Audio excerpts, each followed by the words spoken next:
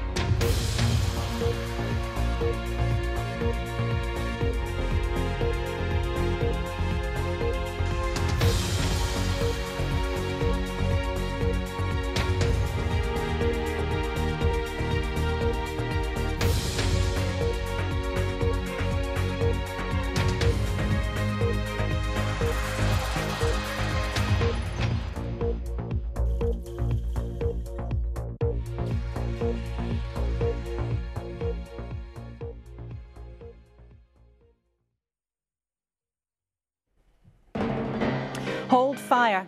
Ukraine was on the White House agenda for the President and the Prime Minister. But despite Zelensky's pleading to shoot Western missiles into Russia, Ukraine still waits. The Foreign Secretary, fresh from those talks, David Lammy, will join us live this morning. Here he is, alongside James Cleverly, who was the Foreign Secretary and the Home Secretary, but now wants another job to be the next Tory leader. Welcome to you both. David Lammy, an incredibly intense time for you and what's still a new job. Yes, it was very important to be with Tony Blinken in Ukraine, of course, for discussions with Zelensky, and then on to the White House with Biden, with the Prime Minister. So it's been a big week, an important week. And we'll talk to you about that later. But any tips for what it's like being Foreign Secretary, juggling such a range of difficult dilemmas? Well, look, this is a very intense time. I think it's right that David and the Prime Minister went to the US. Our relationship with them is absolutely key and must be maintained at all costs. Okay, well, we'll look forward to talking to both of you a bit later in the show. But roll up. It is conference season again.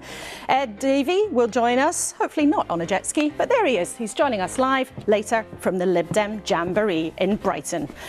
And Bond star Ben Whishaw, the voice of Paddington, on his new show, the one that changed his life back when he was 18. Young people have all these questions, and there's so much that feels incredibly frightening about the world in a very raw way when you're young. And there's something this play goes right into. And with me at the desk for the next hour, Piers Morgan, broadcaster and journalist, General John McCall, the former Deputy Supreme Allied Commander of Europe at NATO, and Eva Santina Evans, the politics correspondent for the website Politics Joe.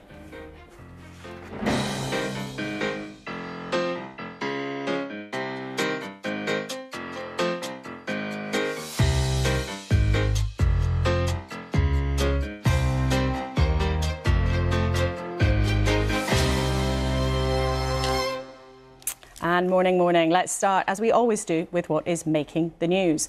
Well, the Sunday Times splashes on the issue we'll be talking about a lot today. Permission for Ukraine to use Western